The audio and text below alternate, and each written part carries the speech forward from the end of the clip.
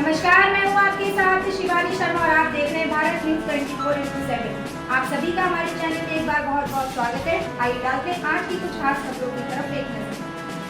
नमस्कार, भारत न्यूज में आप सभी का एक बार फिर से बहुत बहुत स्वागत है। आपको बता दें, खबर नावा सिटी से सामने आई।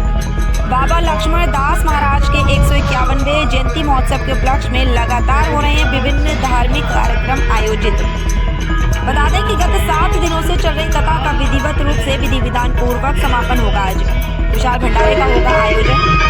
नावा सिटी उपखंड मुख्यालय के निकटवर्ती ग्राम निचारा में आयोजित विशाल धार्मिक कार्यक्रम बाबा लक्ष्मण दास महाराज के 151वें जयंती महोत्सव के उपलक्ष्य में 7वें दिन वृंदावन से आए कथावाचक गोपाल भैया ने कथा का रसावादन कराते हुए बताया कि श्रृंगी अपने पिता ऋषि शमीक के आश्रम में अन्य ऋषि कुमारों के साथ रहकर अध्ययन कर रहे थे। एक दिन की बात है, सब विद्यार्थी जंगल गए हुए थे। आश्रम में शमीक ऋषि समाधि में अकेले बैठे हुए थे। तभी अचानक वहां प्यास से व्याकुल राजा परीक्षित पहुंचे। वह प्यास से बहुत व्याकुल थे। आश्रम में पानी खोजने लगे। जब उन्हें कहीं से पानी नहीं मिला तो उन्होंने समाधि में बैठे शमीक ऋषि को प्रणाम कर विनम्रता से कहा, मुझे प्यास लगी है, कृपया मुझे पानी दीजिए। राजा के 2-3 बार कहने पर भी ऋषि ने उन्हें जवाब नहीं दिया। उन्हें बहुत बुरा लगा और उन्हें लगा कि ऋषि ध्यान का ढोंग कर रहे हैं। क्रोध में आकर राजा परीक्षित ने मरा सांप उठाकर ऋषि के गले में डाल दिया। ऋषि पुत्र श्रृंगी को बहुत क्रोध आया। उन्होंने हाथ में पानी लेकर परीक्षित को श्राप दे दिया कि मेरे पिता का अपमान करने वाले राजा परीक्षित की मृत्यु आज से 7वें दिन नागराज तक्षक के काटने से होगी। इसके बाद ऋषि कुमारों ने ऋषि शमीक के गले से सांप निकाला, जिस बीच शमीक की समाधि टूट गई। शमीक ऋषि ने पूछा, क्या बात है? तब श्रृंगी ने सारी बात बताई।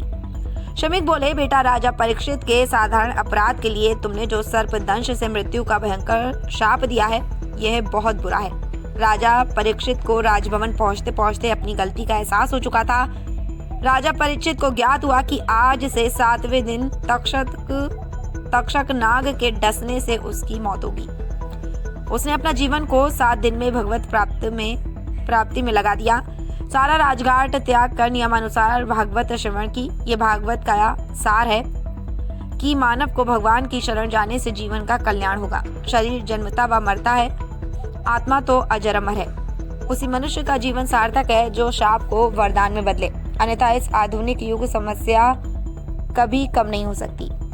भागवत कथा 7 दिन ही क्यों सुनाई जाती है? 7 दिन तक अपना पूरा समय ईश्वर चिंतन में लगाएं ताकि आपको मोक्ष मिल सके। ये सुनकर राजा को संतोष हुआ कि मेरे द्वारा हुए अपराध के लिए मुझे उचित दंड मिलेगा। इसके बाद राजा परीक्षित व्यास पुत्र सुखदेव मुनि के पास पहुंचे और उन्हें भागवत कथा सुनाने के लिए कहा। सुखदेव ने परीक्षित को 7 दिन भागवत कथा सुनाई। कहा जाता है कि तभी से भागवत कथा सुनने की परंपरा प्रारंभ हुई थी। इस दौरान पांचौत कुंड स्थान के महंत हरिदास महाराज का पदार्पण हुआ। उपस्थित श्रद्धालुओं ने महाराज का आशीर्वाद लिया। 7 उत्सव समिति सदस्यों ने महंत श्री का स्वागत सम्मान भी किया। स्टूडेंट क्लब सचिव दशरथ सिंह राठौर ने बताया कि 18 फरवरी रविवार को श्रीमद् भागवत कथा, मूल पाठ व अन्य धार्मिक कार्यक्रमों का समापन होगा। साथ ही दोपहर बाद विशाल भंडारे का आयोजन होगा। इस दौरान विरक्त संत श्री लाडली दास आश्रम वृंदावन पुजारी अंकित गौतम वृंदा आश्रम वृंदाधाम, सेवानिवृत्त डिप्टी कमांडेंट रिचपाल सिंह, सेवानिवृत्ति निधि चीफ पेटी अधिकारी मनोहर सिंह राठौर, सेवानिवृत्त के इंस्पेक्टर छोटू सिंह, राम बाबू सिंह वृंदावन धाम, नावा स्टूडेंट्स क्लब सचिव दशरथ सिंह राठौर, उत्सव समिति कोषाध्यक्ष सोहनलाल सेन, विकास समिति अध्यक्ष गिरधारी सिंह, भाजपा युवा मोर्चा जिला महामंत्री देवेंद्र सिंह राठौर, गुलाब सिंह भावंता, मोहन सिंह, युवल किशोर सिंह, प्रभु सिंह मिथड़ी, विजय सिंह पवार, मंदिर पुजारी राम शर्मा, अमित शर्मा, बाबू दशरथ सिंह राठौर, नवर सिंह, पृथ्वी सिंह बंजारी, रघुवीर सिंह, शक्ति सिंह, स्नेह सिंह, बलवीर सिंह, परमेश्वर सिंह भाटी, नटवर पाराशर और महिला मंडल में पुष्पा कंवर, आनंद कंवर, प्रेम कंवर, नितेश कंवर, प्रकाश कंवर, किरण कंवर, रेणु कंवर, दातार कंवर, मंजू पाराशर, अनूप राठौर कलकत्ता, लक्षिता राठौर सहित अन्य सैकड़ों गणमान्य नागरिक व मातृशक्ति मौजूद रही। भारत न्यूज से विक्रम सिंह चौहान की रिपोर्ट।